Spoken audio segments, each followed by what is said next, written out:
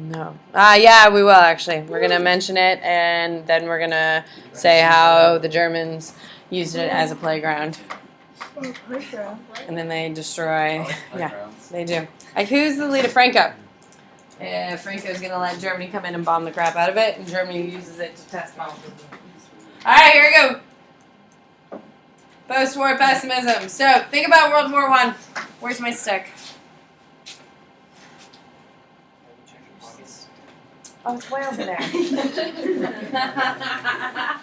All right, so World War I, you're going to have the death toll to World War I is going to be 4 million.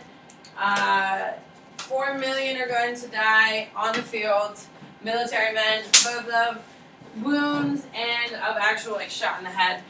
Then you're going to have about 13 more million people are going to die that were civilians. So we're going to have more death in World War I than in every single war previous. That includes your Crusades. That includes your 100 Years' War. World War I has more death in 4 years than all other wars combined, which is a staggering statistic. Okay? With that being said, if you're seeing death in a common way and a massive scale, which is what World War I was, do you think that would have a long-term effect on you?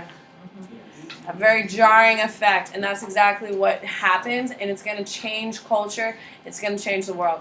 So they call themselves the lost generation, and it's not because they're, they stop working and stuff like that. They just are disillusioned with this whole idea of the world is right, the world makes sense, everything happens for a reason. When you see that much death and destruction, in a sense, remember, we're going to have all these people die over the assassination of Franz Ferdinand, competition between industrialized powers, secret treaties. Does it sound worth it? When we're talking into the 20s, high teens, low 20 million people are dead because of it, doesn't really make that much sense. And that's what we're talking about here. The frustration, the horrors of war. So the disillusionment is going to be with the challenging of, was it worth it? If you spend 4 years fighting in a trench, are you going to want to just go back to living life as normal? Or are you going to kind of challenge and push things and try to express yourself in a different way? You're going to see the world not as a predictable thing, but as a wild thing. Any of you ever read Hemingway? Okay, I love Hemingway. I enjoy him. There's a couple books they force you to read that are terrible. You download Hemingway. Who are you? I just can't. Parts. What do you mean parts? You just open a book and read a page? Like, It's not exciting. I'm just so fascinated by you. You're ridiculous. The fascination. All right, anyway, so the pessimism of it is going to be about the whole world thing. You're going to see that people are incredibly frustrated. People believe the world is kind of made up of lies. And this bitterness, this resentment, this pessimism, this frustration, the horrors is going to implement and affect every area of the world, which is pretty cool. So, first big thing, what? Laziness epitomized. What was the death toll of the civilians? Like 12 or 14, something like that. What was the soldiers? About 4. Okay, so revolution in physics. So we're going to have math and science are going to start challenging the way we think about the world. Premier person is going to be, of course, Einstein. Einstein's born in Austria. Before the war, he's doing his thing, being what was he? He's a clerk. Patent clerk. There you go, living life, then dreaming about relativity or whatever. So he gets smuggled out of Austria before World War I breaks out. He goes to Cambridge in England, works there for a while, and then eventually comes to the United States and helps us with our nuclear program here in the United States. He's a very big deal. He's going to challenge the way we see the world. I don't get it. My brain is not capable of processing the theory of relativity. Apparently you can jump on light waves in space travel. I'm not really sure. It's not really my thing. But he's going to challenge the way you think. You guys have heard of Einstein before, correct? That is how important of a cultural person he is. Not only is he a science person, which is well beyond anything I could comprehend, but he also becomes a image of science can help make the world right. Science can kind of unlock the world, which is a big deal. You have Heisenberg, who's also going to deal with the uncertainty principle. He's going to have a big deal, but obviously, who's the big one? Einstein, of course. But these are going to be extended to other places. All right, next you're going to have Freud. I talk about Freud all the damn time in AP Psych. You hear about Freud day 1. We talk about Freud week 23. I horrify you about Freud and all the crazy things he says. You'll never look at your parents the same.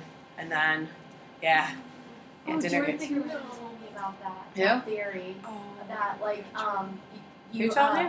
Jordan Figueroa. He doesn't have you, but he told me that, like, there's a theory that we choose, like, who we have a crush on based on our parents. And, Well, like, yeah, you're technically gonna... we have crushes on our parents. That's what he Yeah, told me. yeah, It's no, a theory. Freud is- That's what he told me. Gross. Like, that's what you guys are learning. That You you can can find people that are close similar to your parents. Like, if a guy dates a girl, it's like, oh, you remind me of my mother type thing, you know? Yes. Like, not like you are my mother, but like. We're moving on. When you get to AP Psych, we'll get into it. So, Freud is known for his interpretation of dreams. Okay, he latent content, manifest content, which you don't need to know. He believes that your conscious mind, like right now you're hearing my voice, you know you're in my classroom, is only about like 30 to 40% of your brain, and your unconscious mind is about 60% of your brain. And he believes that your unconscious mind is actually processing and interferes with your conscious mind way more often than you think it would. That your unconscious mind makes a lot more decisions than you think, and influences your behavior and how you think and perceive things.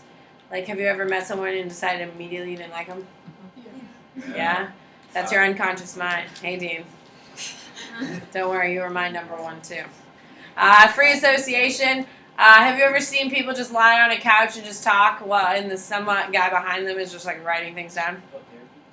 Well, so there's different types of therapy. There is people-centered therapy, which is conversation-based, where your therapist asks you questions. And free association, you just lie on the day bed, and you just share your thoughts, and you just talk for an hour, and your therapist just writes everything down and then analyzes it, and then talk about it in your next session. It's by a psychoanalyst does it. Application, Freud is transcendent. You've heard of Freud, correct? You've never heard of him before? Really? Oh, he's a whole other trip. Like, I just don't even want to get into it because we've already been a slow start today. So, read, man. Are you going to take AP Psych? Yes. Okay. Are you trying to avoid me or trying to get me again? I won't take it unless I have to. Yeah, I want to have you. Yeah, there's 3. Is there any way to make sure Reed doesn't want me again. AP Psych is so much easier than AP World. Yeah. But you just don't even care? I would have liked to have you, but I don't want you anymore. Vanessa. Vanessa. She's like, do you want Miss Bennett? I'm like, yeah. And so she puts preferred Bennett on my. Oh, we can prefer to. schedule. Yeah. You would do that? Yeah, Miss. She's like, I'm gonna put you. Oh, I'm gonna prefer you. anyone. No one tell anyone. Yeah. Wait, what? Mine didn't do Wait, that. wait, wait. Who said that? My counselor. She's like. You have to talk to my guidance. I'm not to tell you that. I don't prefer Reed. I'm so hurt right now, I didn't buddy. know you could do that. I'm so hurt. I'm so hurt. I don't know what I'm teaching next year. I have no idea. I was flirting with AP Euro. Alright, here we go.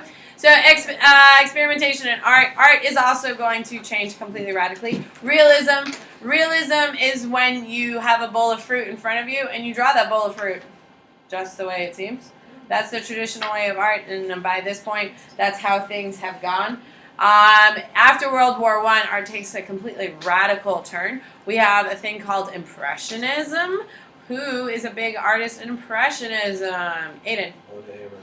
Monet, Renoir. What else is Bella? Van Gogh. Van Gogh is a big one. So those names, you should know Monet. You should know Van Gogh. Yes? Like, if you're not in AP Art, you should know those names. We also have Cubism, where everything looks like kind of weird shaped, like in cubes, little like weird shapes. And of course, you have Picasso, who's going to be spearheading that. He starts that. Spanish artist. Spanish. Sorry, that was weird. Okay. Yes. Yeah, and also it shows that there's less religion in art now. Just like art doesn't have to be religious anymore. There you go. It could be an expression of your own experience, and that's what we're going to start seeing. So art becomes a lot more personalized by your experiences and stuff like that. So it's a big movement. Art completely changes. Art affects culture, fashion, everything kind of changes. Men and women are changing the way expectations fall, stuff like that. It's a big deal. All right, so let's get to the actual like academic stuff. Oh, just kidding. Skyscrapers, we start building them out of glass. That's about it. Is that all right with you? Okay. All right, so what you're going to write is the Great Depression for your title. I want to explain something first, and then I will tell you exactly what you need. Is that fair? Okay, so World War I is going to end with the Treaty of Versailles. Okay, what is the two biggest things that affect Germany in the Treaty of Versailles? Max. You have to pay $33 billion reparations. In reparations, and what's the other thing? Postwar guild. War guild clause, absolutely. So those are the two things. Okay, so Germany, who just fought in a world war for 4 years, who lost that world war, now has to pay $33 billion in I'm sorry money. What definitely does Germany not have? $33 billion in I'm sorry money. Okay, so with that being said, okay, what is Germany probably going to do? If you have to pay someone money and you don't have it, what do you do? Take loans from America. Take loans. Now, what country is in the best spot to give money, have resources, and have food that is now a world power? The United States. Why is America in the best position, Isabel? Because we're industrialized. We're industrialized, and what else? We are now a global superpower. Okay, but what else? We have a strong military. What else? It's the Roaring 20s. Not yet. We're in 1918. Why is America in the perfect spot to really thrive right now, Micah? Well, we're giving like a bunch of goods and stuff to the Allied powers, so we have a lot of money. Why are we in a lot of good space to be giving out goods? What do we have that no other European nation has? Hollywood. No. That's really World War II that we Americanize everyone. What is it, Dean? Space to expand. No, We weren't screwed by the war, right?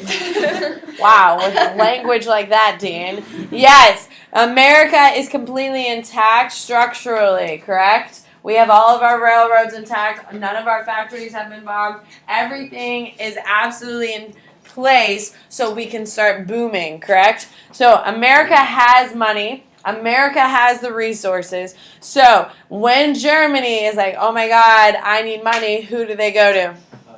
They go to the United States. So Germany needs money.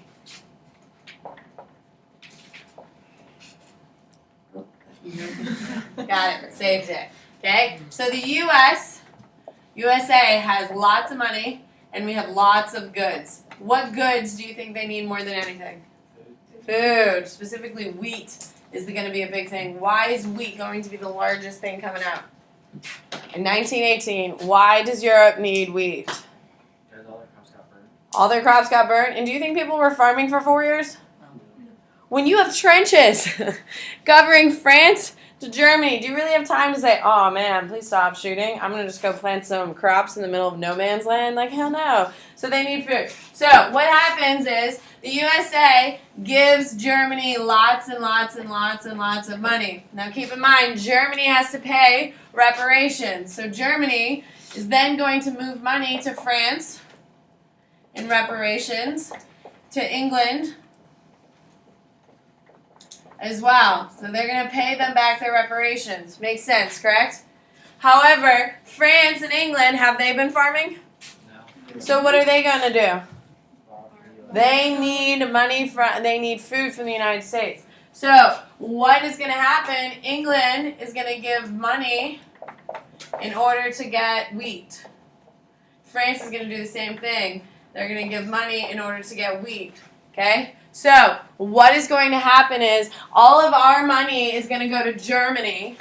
Germany is going to turn around and take that money and give it to England and France. England and France are going to take that money and give it back to the United States, and we give them wheat. Does that make sense? Okay? So 1918, 1919, 1920, all the way through to about 26, this whole system works really well for what country?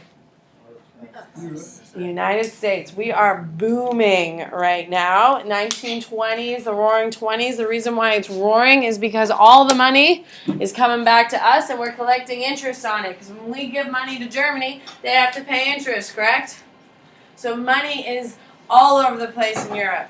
What happens is, okay, so we have money being moved around from all of the United States, okay? So what is going to happen here in the United States? We have overproduction. Everyone thinks the 1920s is going to get hotter and hotter and hotter, as in more goods, more money, more money, more money, more money. Have you seen Great Gatsby? They literally think they're untouchable, correct? Hello? Okay, they're not. It's a terrible book. I hate that book so much. F. Scott Fitzgerald, oh my God. Awful, by the way. By the way, the book wasn't even a thing when he was alive. It was not very popular. It became popular after he died. It's a terrible book. Hmm? No, I know. No, I know. The fact that it became popular after his death. But, I hate it so much. Anyway. With it. So we have an overproduction in the 1920s. So right now, wheat is going to be worth the most it can possibly be during the roaring 20s. Yes? All of this wheat, is it cheaper? Do we, as Americans, are we going to make more money selling it to Americans or to Europe? Europe. It's going to have the highest value it's ever had because Europe needs it more than anything. So, as Americans who like to make money, are we going to try to grow as much as we possibly can? As fast as we possibly can to capitalize on the market? Absolutely. So we're going to keep planting with no rest for our fields. What that means is, did you know wheat actually takes the most out of our soil? It takes the most nutrients.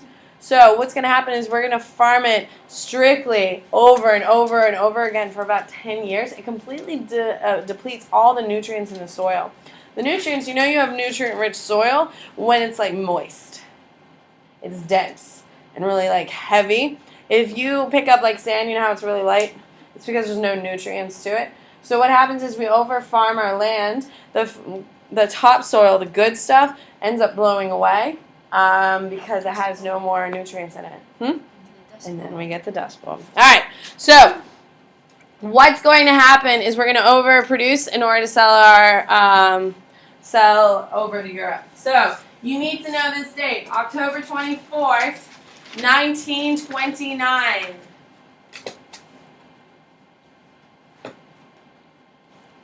This is called Black Thursday, even though you'll hear me call it Black Friday. Please correct me, because it's not Black Friday. Black Friday is a yearly occurrence. Black Thursday happened once. Okay, Black Thursday is going to happen in 1929. Okay? Hold on 2 seconds, I'll show you. Please listen up why this is a big deal. Okay? So, as we've talked about, the United States is moving money to Germany. Germany is then moving money to England and France, and all the money's coming back to the United States. Who's benefiting the most from this whole system? America is benefiting significantly. Okay, so times are tough in Germany. The economy is starting to slow down. England and France are starting to get their feet on the ground. By this time, they are farming. They have less of a dependency on American wheat. So we have less selling of goods to them. Also, we have an overproduction. Overproduction means we've made too much and not enough people to buy it. So our economy is starting to slow down a little bit. Okay, France and England are completely dependent on Germany getting this money. Well, what happens is that Germany has a thing called the Weimar Republic, which is a democratic government in Germany post-World War I, pre-Hitler. Okay? So it is going to fail. Germany is going to collapse into financial ruin because the Weimar Republic is going to become too dependent and they're not creating enough independence on their own. So what happens is Germany literally completely collapses. Completely collapses on itself. Just plummets together. It's a mess. Okay? Who is depending on Germany? France and England. So if Germany is not paying its reparations anymore, what don't they have? So if Germany's not paying France and England, guess who's not paying the United States? France and England. It's the collapse, and you need to write this down, the collapse of Germany's economy will eventually stop Europe's economy, which will then eventually affect on October 24th, 1929, the U.S. economy. The U.S. economy is the last economy to crash into the Great Depression. What do you got? We know it was coming. Yes. So it's yes and no. We knew other countries were having issues, but we were in this whole thing of, well, America's different. We have a booming economy. We have all this money. Look at this wealth. Look at this opulence. It's not going to be that bad. Come to find, well, the other big problem is that the stock market was a complete sham. People are falsifying things. Money was just going off the charts, and it was complete lies. So people are investing all this money, and just the wealthy are getting rich, while the poorer people are just losing money like crazy. So it was a complete like Ponzi scheme kind of thing. So the moment that hit, and people realized, oh my God, all of the money's gone, because it was just kind of moving money around. Once that crashes on October 24th, 1929, which is when it hits its lowest point ever, it's clearly evident that everything was built on a lie. That the real value of money was a complete lie in the United States. It was all inflation, and then it just, everything crumbles. Mike, did you have a question? Okay. So, stock is going to be a huge issue. Stock prices are going to completely crash, and is going to destroy the U.S. economy. So, Germany's collapse will sink Europe because England and France are depending on the reparations. Because England and France are buying U.S. goods, our economy is going to be hit in 1929. Okay? The biggest thing you need to know, it's called Black Thursday. The stock market crashes. Okay? We have so many goods that we literally have sitting in our factories waiting to go to England and France. But because England and France's economies sink about a year or two before, all of it's just sitting there. Nothing is moving in the economy. So all of a sudden, millions of Americans are losing their job. Because millions of Americans are losing their job, there's no more income. If there's no income, can we go to the store and buy things? If we're not getting our wages, can we pay taxes? No, so it's a whole triple effect. So in 1932, industrial production is going to plummet to half it was in 1929, and 44% of all U.S. banks close. This is the most important thing right here. You need to write that down. 44% of American banks are going to close. Now, I don't know if you know this, but how banks work. So if Molly goes into the bank and says, hi, Bank of America, we'll just use that one, I have $100 I'd like to deposit. So the bank lady takes her $100 bill and writes down her name, Molly, $100. And she says, thank you, Molly, for Bank of America, and Molly leaves. I come in right behind Molly and I say, hi, Bank of America, I would like $100. So the lady just took her $100, she's going to take that $100 and give it to me. When you deposit money into a bank, that money does not sit on a shelf with your name on it and sit there and wait for you to come back to pick it up. That's not how it works. When you put money into a bank, you're not guaranteed. That's the FDIC. That's something new. Anyway, when Molly has a $100 value written down, that $100 is going to be cycled in through the whole bank. Think about how dangerous it would be for a bank. So the branch right across the street for Bank of America at the Publix probably has about $4 or $5 million of money in that one branch. Does that make sense? Do you think that money is actually sitting inside the branch? $45 million? No, they only keep about $100,000 to $300,000 in cash. My stepfather used to run a bank. Not my stepfather, my stepfather-in-law used to run a bank. And he would make the new bank people go in and count it just so they get used to it. Anyway, so because of that, it's a danger. So they move money around. It's how it's always been done. You don't put money in. She wants money. It comes out of the same thing. Your money doesn't sit on itself. With that being said, when the stock market crashes, okay, people start getting worried about their money, correct? So people started going to the banks and saying, hey, I'd like my money. Now, if I went to that bank branch right now and I asked to pull out $10,000, the bank today in 2017 would tell me no. They don't have $10,000 just sitting there that people can just come and take. If you want to take out large sums of money, like I've never had this issue before, so don't think I go to the bank often and ask for $10,000.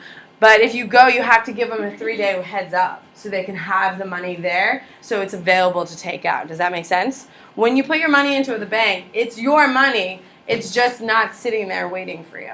So when we have a run on the bank, it means Molly's going to get her money out, Maya's going to get her money out, Cheyenne's going to get her money out, okay? All of a sudden, the bank has to pull together all of this money right there, right then. And that's not how banks were designed to run. So what happens is everyone starts freaking out and starts pulling out the banks. Well, guess what? With that being said, the bank's completely closed. So if Isabella didn't get her actual money out, guess what happens to her money? It's gone. Absolutely. It's completely gone. So all of these banks that close are closing with the fortunes of American citizens. And they're closing, and there's no guarantee of money. Today, because of Great Depression, we have the thing called the FDIC. Have you ever gone into the bank and you see a little sign that says, we're insured by the FDIC? No? You've never looked around? Good to know. Okay. If you look around in a bank, it says insured by the FDIC. Up to $10,000, the U.S. government will give you back if the bank closes. Up to $10,000, which is a lot of money to me.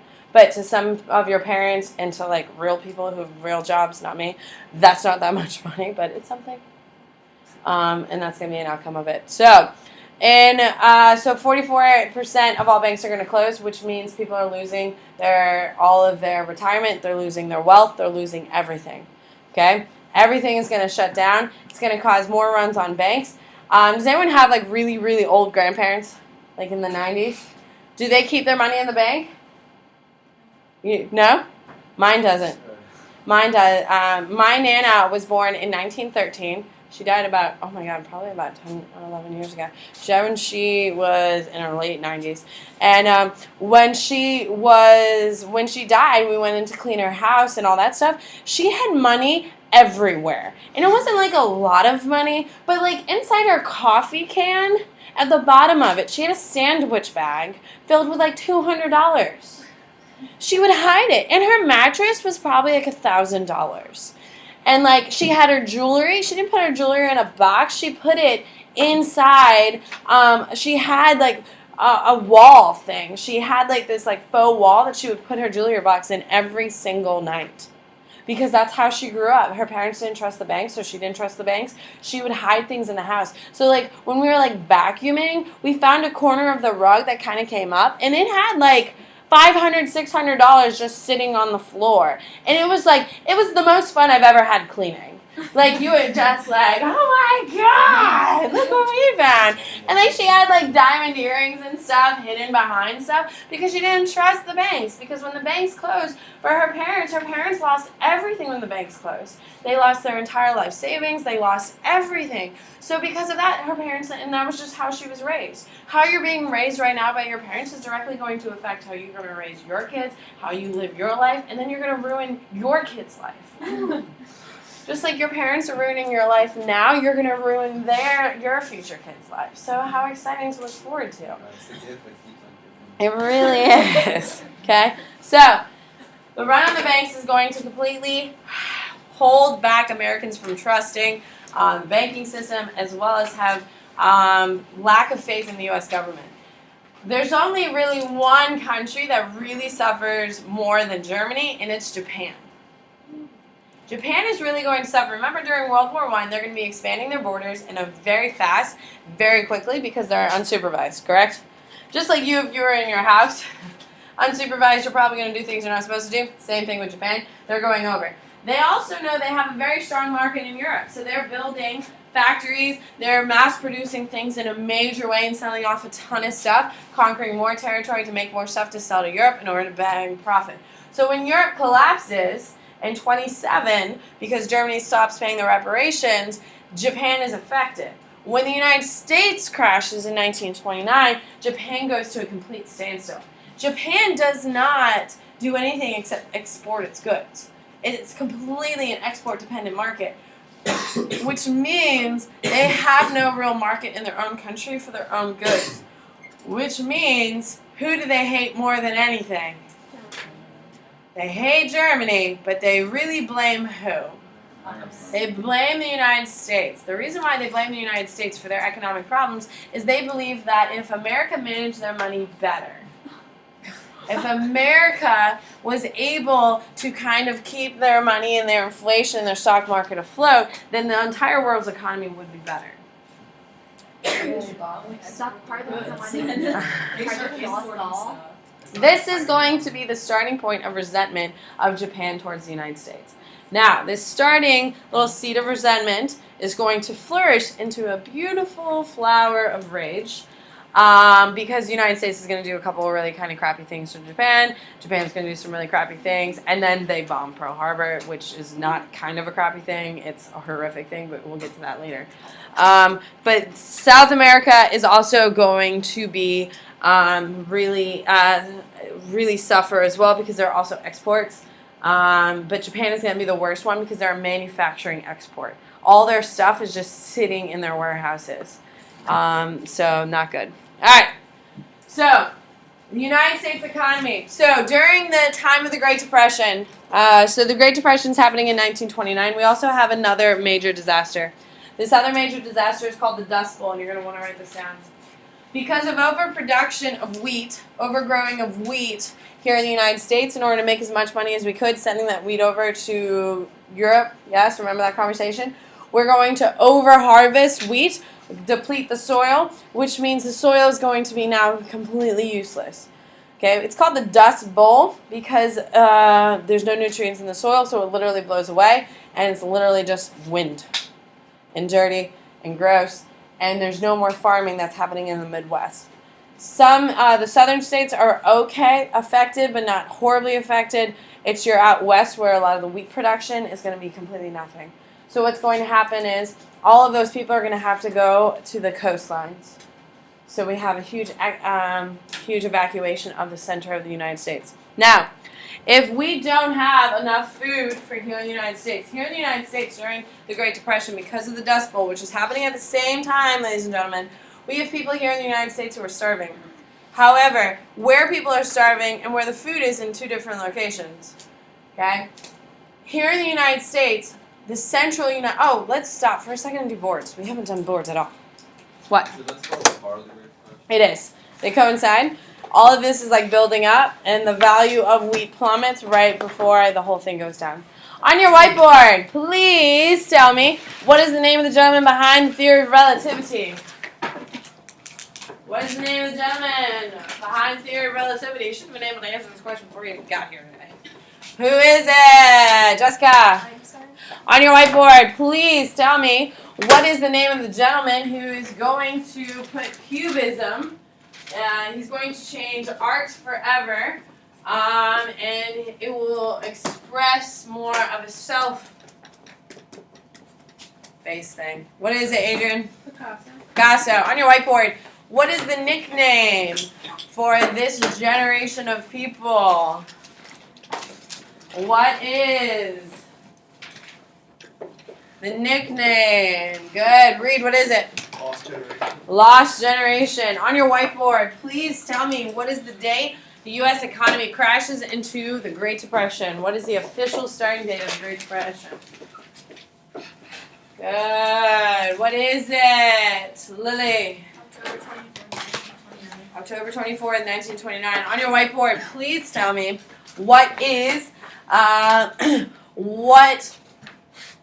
the name of the country that has to pay reparations? What country has to pay reparations? Dean, what are you doing?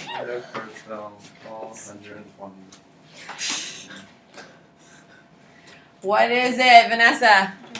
Germany. On your whiteboard, please tell me what country is going to be the hardest hit by the economic collapse. Good, Maya. Japan. On your whiteboard, what country is going to be benefiting the most immediately post-war World War I? It's also going to happen again in World War II, ladies and gentlemen, and we know that bubble doesn't pop. What is it, Sophia? America. America. Germany stuff. What? It's the bubble doesn't pop till Germany stuff. On your whiteboard. On your whiteboard, please tell me, what do we call the ecological disaster that occurs because of the over-farming of wheat? What do we call the ecological disaster of the overproduction of wheat? What is it? Emily? Dust Bowl. On your whiteboard, please tell me, what is the first country to crash into a Great Depression? What is the first country to crash into a Great Depression, which will then bring down all of Europe, which will eventually bring down the world? Jack? Germany. On your whiteboard, please tell me. Nope, I'm done. Okay. Okay, so the Dust Bowl is in full force. The price of wheat is the cheapest it has ever been. Remember, immediately after World War I, the price of wheat is the highest it's ever been. Now, it's at the lowest it's ever been.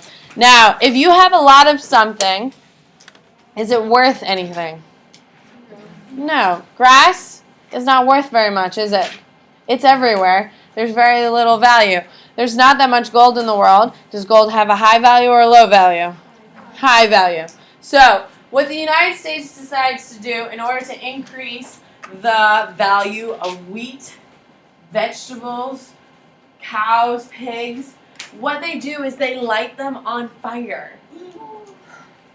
They literally burn down silos, they butcher all the cows, and they refuse to allow anyone to eat it.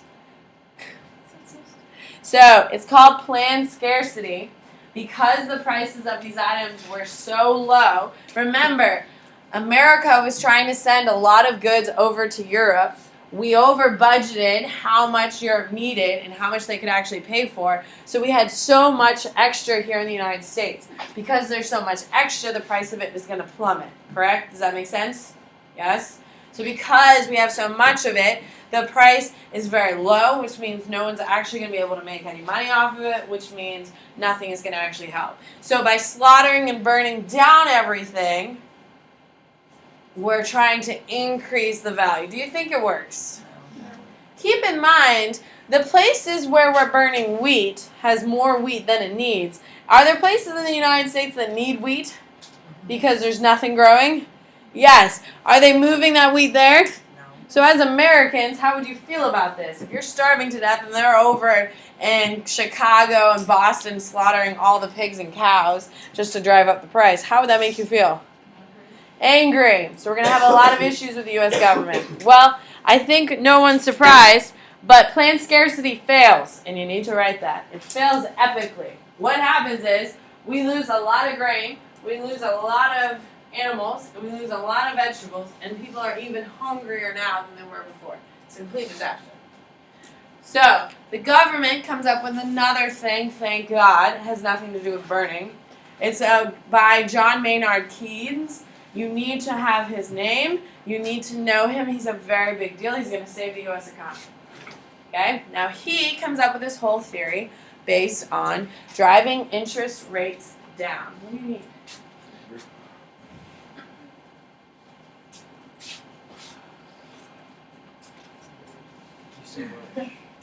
Always a pleasure. Okay, so John Maynard Keynes, you need to know his name. He's an economist. He comes up with this idea that instead of trying to do planned scarcity, why don't we change interest rates? Now, this is about all I know about economics, so please drink it in, because I'm about to cap out of my knowledge here in about 3 minutes. Okay, so enjoy it. So, what happens is that our Federal Reserve is the one that manages all the money, correct? Here in the United States. Their interest rate is set by the President of the Federal Reserve. John Maynard Keynes says if we bring the interest rate down lower, so for instance, every time you buy an item, like for instance, I'm buying a brand new Mini Cooper. Yeah. Yes, it was my birthday present. I'm getting a brand new Mini Cooper. It's literally on the ocean right now, swimming to me, or on a ship, either or, it's fine. Anyway, so do you think I had all that money cash to pay for that car? No, absolutely not. So what have I done? I've taken out a loan. Absolutely. When you're buying big items like cars, houses, land, whatever you're doing, you typically take out a loan. Those loans have an interest rate. That's how the bank makes money off of you, is you have to pay an interest rate. So with interest rates really high, can people afford to take out loans? No, because you have to pay back the loan and you have to pay interest. So what Keynes does is he says, let's lower the interest rates to make it easier for people to take out loans. So if I took out a loan for my Mini Cooper, that means I buy a Mini Cooper. That means someone had to build that Mini Cooper so I could buy it. Then the workers are getting paid salary. I'm getting a Mini Cooper. The guy who sells it to me is getting a job, gets a profit, gets a paycheck, and it starts opening this whole economy. Money starts moving once the interest rates go down because people can take out loans, people can start businesses, people are starting to make money again. John Maynard Keynes is going to save the U.S. economy. Okay? It is so important, his discovery or his philosophy. It is still used today. Just on Monday, the president of the Federal Reserve, it's a girl. She's pretty intense chick, by the way. She is like so good. Anyway, she made an announcement on Monday saying that the Federal Reserve is going to increase loans at the next quarterly meeting. They do quarterly meetings and they increase or decrease or stay stagnant depending on the interest rates. The U.S. economy is booming right now. Stock market hit an all-time high yesterday and all that stuff. So with that being said, they're going to increase interest rates. Why? To prevent inflation. Yes. And to keep the economy in check, correct? We don't want everyone going to buy loans if they're not making that type of money. So we have to keep things in balance. When there's not a lot of money, we decrease. When there's a lot of money, we increase in order to keep things stable. What? I think this bragging rights. Like, yeah, I saved the U.S. economy. I know. It's really cool. It's really cool. I mean,